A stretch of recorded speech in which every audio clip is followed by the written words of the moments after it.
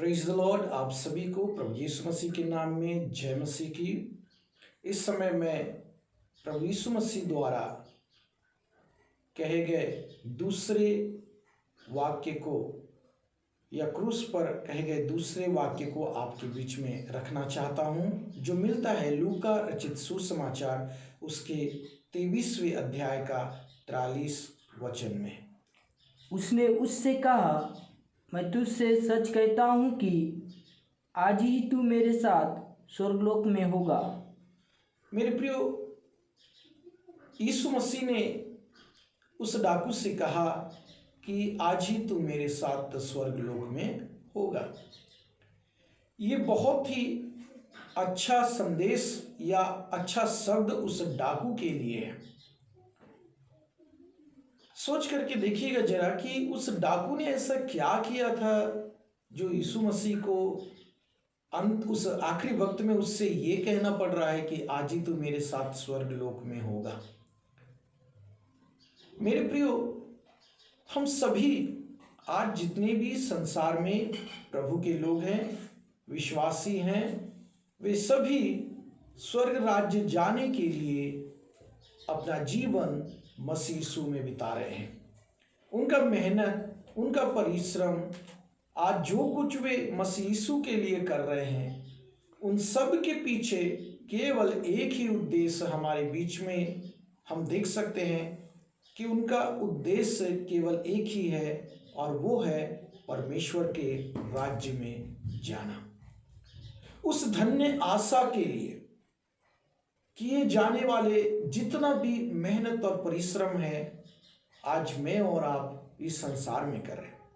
हम अपने आप को प्रभु यीशु मसीह में समर्पित करके पवित्र जीवन बिताते हुए, धर्मी जीवन जीते हुए, प्रभु के वचनों को मानते हुए हम इस संसार में चल रहे हैं, और हमारे जीवन में केवल एक ही उद्देश्य है, और वो कि स्वर्ग राज्य जाना। लेकिन क्या इसकी निश्चयता आपको है कि आप स्वर्ग राज्य में जाएंगे? या मैं आपसे ये कहना चाहता हूं, जैसा प्रभु यीशु मसीह ने उस डाकू से कहा, क्या वैसा यीशु ने आपसे भी कहा है कि तुम निश्चय मेरे साथ स्वर्ग राज्य में होंगे? मेरे मित्रों, वो डाकू ने जिंदगी भर गलत काम किया, परंतु आखिरी वक्त में न जाने ऐसा क्या किया कि यीशु को उससे ये कहना पड़ रहा है कि आज ही तो मेरे साथ स्वर्गलोक में होगा। अगर आज इसी समय मेरा और आपका जीवन इस संसार में समाप्त हो जाता है, जीवन काल खत्म हो जाता है, तो क्या दूसरे ही चरण में या दूसरे ही पड़ाव में हम परमेश्वर के राज्य में होंगे या नहीं? ये आज हम सबके जीवन के लिए एक प्रश्न चिन्ह है। मेरे प्रियो, यदि आप इस लूका रचित सुसमाचार के 39वें वचन में पढ़ेंगे तो वहां पर क्या कहता है, हम थोड़ा देखेंगे। लूका 23:39। जो कुकर्मी वहाँ लटकाए गए थे, उनमें से एक ने उसकी निंदा करके कहा, क्या तू मसीह नहीं? तो फिर अपने आप को और हमें बचा। देखिए, पहला जब यीशु मसीह के दाहिने और बाईं ओर एक एक डाकू को भी क्रूस पर लटकाया गया था। उन दो डाकू में से एक ने उसकी निंदा की, जो औरों ने भी किया था। मेरे प्रिय, बहुत से लोग यीशु मसीह की निंदा उस समय कर रहे थे। बहुतों ने यह भी बोला कि अगर तू मसीह है तो इसी समय क्रूस पर से उतर आ, कि हम विश्वास करें कि तू सचमुच में मसीह है। मेरे प्रियो, जिन्होंने पूरी जिंदगी में यीशु के द्वारा आश्चर्य क्रम देखा, उसका वचन सुना, बड़े बड़े कामों को देखा, वे उस समय यीशु को मसीह परमेश्वर का पुत्र है बोलकर विश्वास नहीं किए, परंतु अब ये इस जगह पर ऐसा कहते हैं कि क्रूस पर से उतर आओ, तब हम तुझ पर विश्वास करेंगे कि तू परमेश्वर का पुत्र है। यही बात उस डाकू ने भी बोला। उसने उसकी निंदा की और उसने ये कहा कि क्या तू परमेश्वर का जन नहीं, मसीह नहीं? और अगर ऐसा है तो अपने आप को और हमें भी बचा।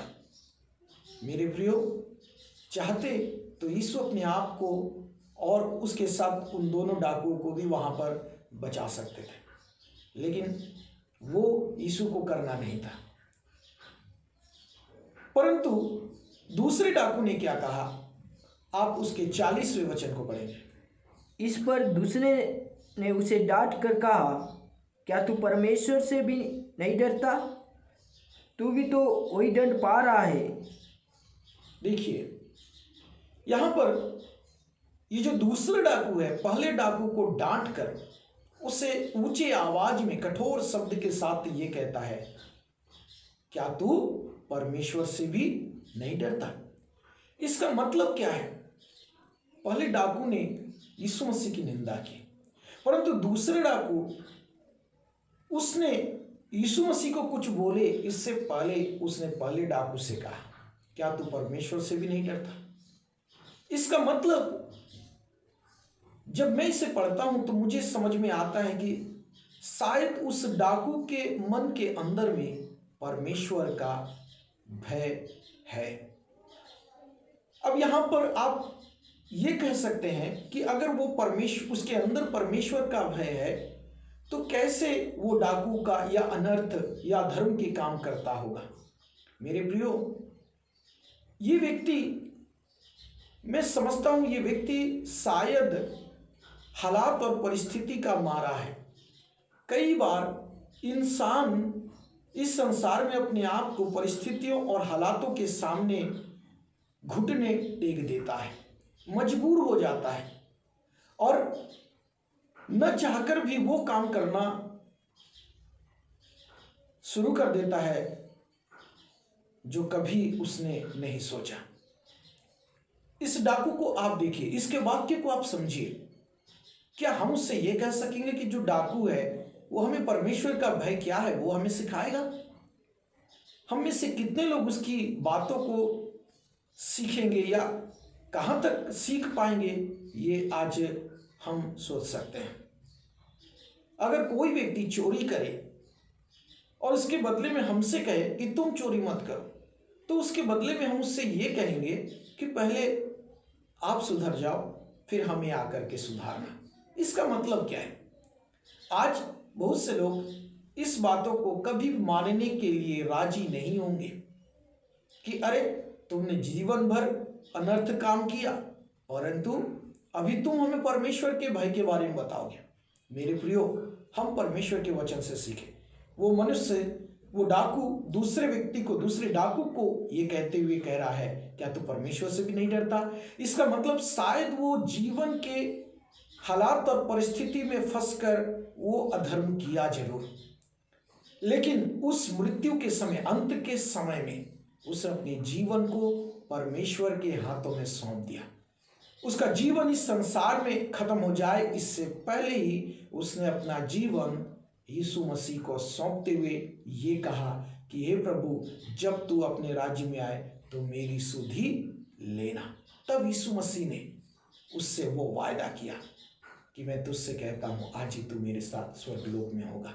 मेरे प्रियो, आप जब तक इस संसार में जी रहे हैं, इस संसार में आपका जीवन चल रहा है, आपके जीवन में आपको यीशु मसीह को जानना है और उद्धार के अनुभव में आना है। आपको ये मानना है कि यीशु मसीह ही परमेश्वर का पुत्र है और उसी के द्वारा हमें उद्धार मिला है। अगर आप अपने जीवन में यीशु को उद्धारकर्ता के रूप में ग्रहण करते हैं, वो भी आपके जीवन इस संसार में खत्म होने से पहले, तो मेरे प्रियो, आपको भी यीशु मसीह उद्धार देगा। और केवल उद्धार नहीं, जैसा उसने इस डाकू से वायदा किया वो आपको भी वायदा देगा। और केवल ये वायदा ही नहीं, वो अपने राज्य में आपको अनंत जीवन भी देगा। ये डाकू परमेश्वर का भय इसके अंदर में रहा, जिसके कारण से उसने पहले डाकू से कहा कि क्या तू परमेश्वर से भी नहीं डरता। मेरे मित्रों, हालात और परिस्थिति से लड़ते लड़ते आज हम हार जाते होंगे और कई बार घुटने टेक कर हम वो करते होंगे जो शायद कभी हमें करना उचित नहीं होता। लेकिन आप थोड़ा ध्यान दीजिए, अगर आपके अंदर परमेश्वर का भय है, भले ही आप न चाह करके वो काम किए हो, परंतु प्रभु ने इसको देखा है, प्रभु ने आपके हृदय को देखा है और उसके अनुसार ही प्रभु आपसे व्यवहार करेंगे। एक दो बात मैं आगे इस वचन से बताना चाहता हूं। ये व्यक्ति कहता है कि क्या तू परमेश्वर से भी नहीं डरता। इसका मतलब उस व्यक्ति के अंदर में परमेश्वर का भय था। हम सबके जीवन के अंदर में परमेश्वर का भय होना चाहिए और परमेश्वर का भय होने से हमारे जीवन में कई आशीषें आती है। यदि आप नीति वचन की किताब पढ़ें तो नीति वचन की किताब हमें बहुत सी बातों को परमेश्वर के भय के संदर्भ में कहता है। पहली बात वो ये कहता है कि यदि आपके अंदर परमेश्वर का भय है तो परमेश्वर आपकी बुद्धि को बढ़ाएगा, पहली बात। दूसरा, अगर आपके अंदर परमेश्वर का भय है तो आपके जीवन की आयु या आपकी आयु को परमेश्वर दीर्घायु में बदलेगा, उसे लंबा करेगा। आप बहुत वर्ष तक इस पृथ्वी पर अपना जीवन बिताने पाएंगे। और तीसरी बात, आपका जीवन संसार में बढ़ेगा। अगर आपके अंदर परमेश्वर का भय है तो ये सारी बातें आपके जीवन में देखी जाएगी। आज हम अपने आप को जांचें कि परमेश्वर के भय को रखते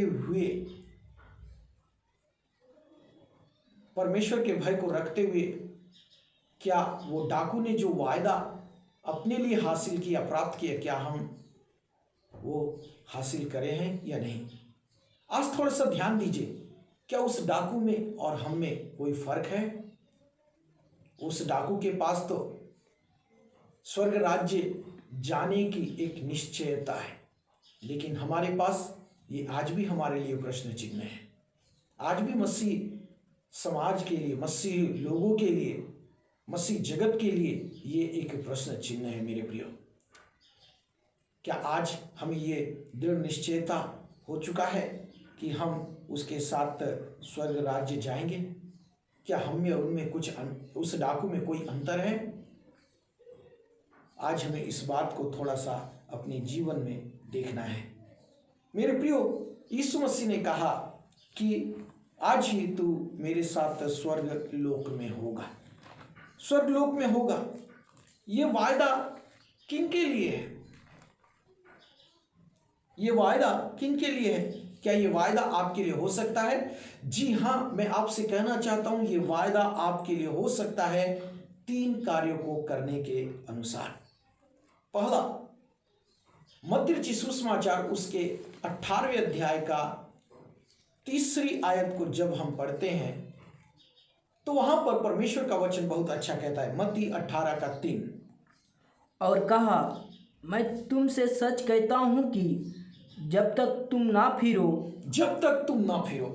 ध्यान दीजिए, आज ही तुम मेरे साथ स्वर्गलोक में हो सकता है। ये वादा आपके लिए पूरा हो सकता है। कब? 3 बातों के अनुसार। पहला, जब तक तुम ना फिरो। आज मुझे और आपको परमेश्वर की ओर फिरना चाहिए। हम में से बहुत से लोग ये गीत गाते हैं जो कई कलीसियाओं में हमको सुनने को मिलता है। हम अगर उसको गाएं तो वो गीत कुछ ऐसा है, change my heart oh God, make it ever true. अगर हम उसको हिंदी में देखें, मेरे पास उतना वक्त नहीं पूरा गीत को गाने के लिए, इसलिए मैं संक्षिप्त रूप में आपको बताना चाहूँ। मेरा दिल बदल प्रभु, मुझे अपने योग्य बना। हम कलीसियाओं के अंदर में ऐसा गीत तो गाते हैं कि हे प्रभु मेरा दिल बदलो, मुझे अपने योग्य बनाओ, change my heart oh God. परंतु वाकई में क्या हम अपने हृदय को बदल करके परमेश्वर की ओर फिरे हैं? फिरे हैं तो अच्छी बात है, और अगर नहीं तो आज हमें फिरना है, अन्यथा हमारे पास वो वायदा नहीं होगा कि आज ही तू मेरे साथ स्वर्ग लोक में होगा। मेरे प्रियो, हमें परमेश्वर की ओर फिरना चाहिए। कैसे?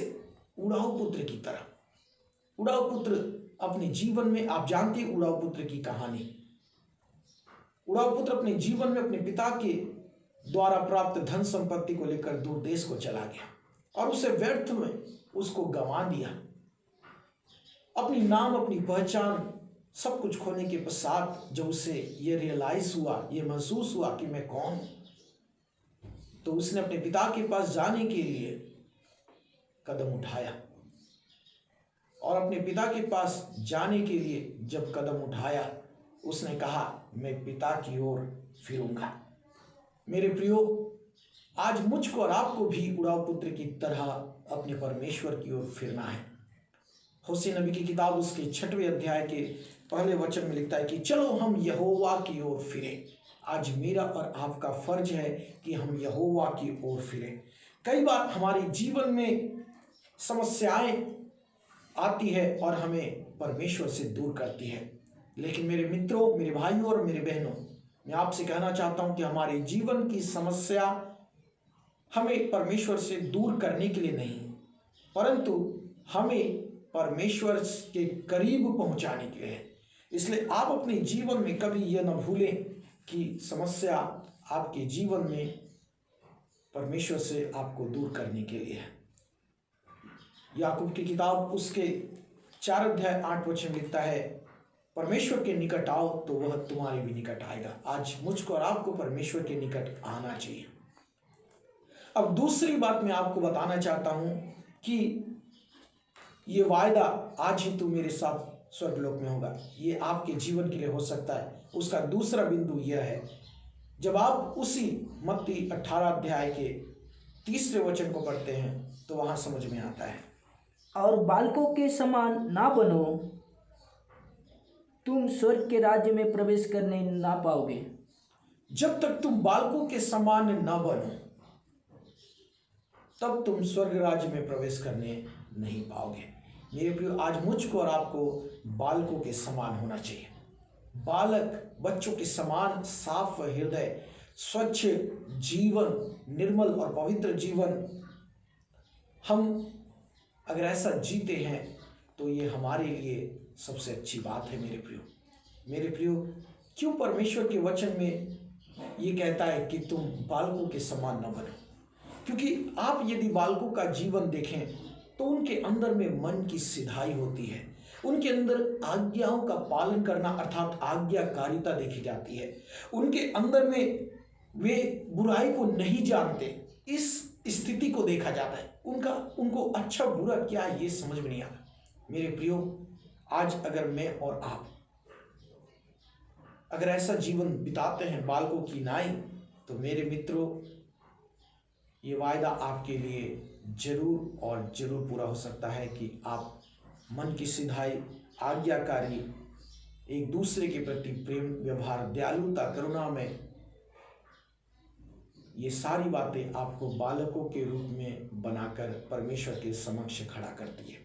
अगर ये बालकों का स्वभाव आपके जीवन में है तो मेरे प्रियो, आप जरूर परमेश्वर के वायदा आपके जीवन में पूरा हो सकता है कि आप उसके राज्य में प्रवेश करेंगे। और तीसरी बात मैं आपको बताना चाहता हूं, जो मिलता है मत्ती रचित सुसमाचार उसके 7वें अध्याय के 21वें वचन में, जहां पर ऐसा कहता है,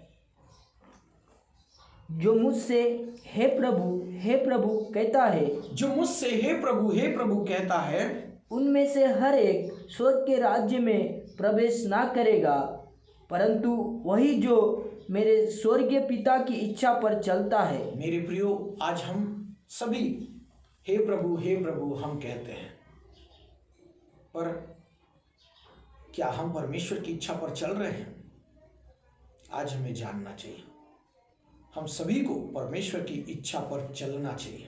परमेश्वर की इच्छा पर चलने से हम स्वर्ग राज्य के अधिकारी होंगे। वो वायदा जो यीशु मसीह ने उस डाकू के साथ किया, या उससे कहा कि आज ही तू मेरे साथ स्वर्गलोक में होगा, अगर मैं और आप ये जीवन बिताते हैं, तो मेरे प्रियो, ऐसा जीवन बिताने के कारण से ही हम ये कह सकते हैं कि वो वायदा जो यीशु मसीह ने उस डाकू के साथ किया वो हमसे भी करेगा कि हम जब एक दिन इस संसार को छोड़ेंगे तो हम दूसरे राज्य में अर्थात परमेश्वर के राज्य में उसके साथ होंगे। ये वायदा आपके जीवन में होना है। एक, आपको फिरना पड़ेगा परमेश्वर की ओर, दूसरा, आपको बालकों के समान बनना पड़ेगा, और तीसरा, आपको परमेश्वर की इच्छा पर चलना पड़ेगा। ये बातें आपके जीवन में अगर देखी जाती है तो आप भी परमेश्वर के राज्य में प्रवेश करने पाएंगे। इस दूसरे क्रूस के शब्द के द्वारा परमेश्वर आपको बहुतायत में आशीष करे।